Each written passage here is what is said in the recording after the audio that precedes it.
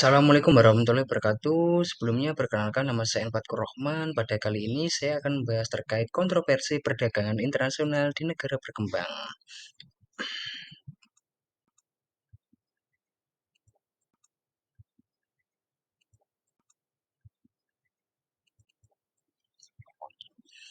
Pertama itu ada import substitution policy dan inbound industry argument di negara berkembang. Import substitution policy dan inbound industry argument di negara berkembang. Substitusi impor merupakan kebijakan pemerintah untuk mendorong pertumbuhan ekonomi. Mendorong yang dimaksud adalah mendorong produksi dalam negeri untuk barang-barang yang sebelumnya diimpor. Tujuan dengan adanya kebijakan substitusi impor yaitu untuk melindungi, memperkuat, dan membantu industri domestik agar mampu tumbuh. Melalui kebijakan tarif, kuota, subsidi pemerintah, dan berbagai instrumen lainnya, diharapkan industri domestik akan lebih tumbuh.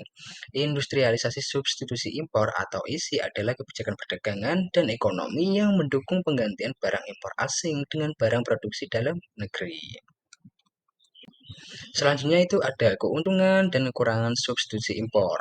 Keuntungan substitusi impor yaitu untuk mempromosikan penciptaan dan pertumbuhan industri lokal, melindungi industri baru, generasi ketenaga kerjaan, mengurangi biaya transportasi, memfasilitasi urbanisasi, mengurangi ketergantungan pada impor, memperkuat kesempatan kerja, dan menghemat devisa. Sedangkan kekurangan substitusi impor, yaitu kurangnya kompetisi eksternal, permintaan tidak puasan, perlindungan komersial, skala ekonomi, distribusi pendapatan yang terpolarisasi, menguntungkan perusahaan asing saja. Skala pasar domestik relatif kecil sehingga cepat jenuh, munculnya gejala oligopoli atau monopoli, dan ketergantungan terhadap impor.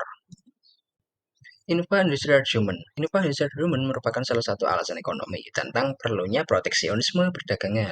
Tujuan infra-industri argument adalah untuk melindungi industri-industri dalam negeri yang baru berdiri atau tumbuh dengan proteksi edukatif.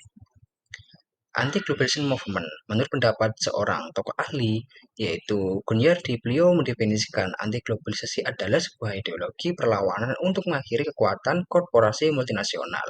IMF atau International Monetary Fund, Bank Dunia, World Bank, dan WTO atau World Trade Organization yang dianggap sebagai instrumen kesepakatan global untuk pertumbuhan ekonomi. Proteksi perdagangan atau proteksionisme atau trade protection merupakan kebijakan pemerintah dalam pembatasan ekspor dan impor barang maupun jasa dengan tujuan melindungi perekonomian domestik.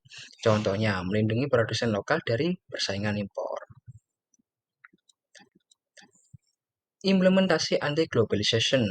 Anti-globalisasi yaitu istilah yang biasa digunakan untuk menjelaskan sikap politis orang-orang dan kelompok yang menentang perjanjian perdagangan global dan lembaga-lembaga yang mengatur perdagangan antar negara seperti Organisasi Perdagangan Dunia atau WTO.